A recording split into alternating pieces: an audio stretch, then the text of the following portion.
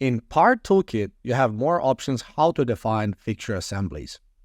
The very first option is associative fixture, or selecting the 3D model in CAD environment. Other two options are standard options for the fixture body and a jaw body. And other three with a different style of icon, these represents the templates.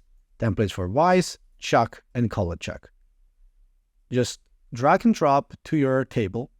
You can see and attach this fixture assembly. You can also add a vise, and the standard vise will be added too.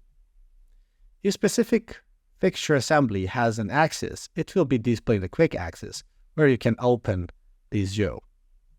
For the first time, we also allow user to select a part mounting and manage where the part will be located as default. This assembly is placed in the very bottom over here. And what you can do, you can write a value, manually shift it, or by clicking on the field and on geometry itself.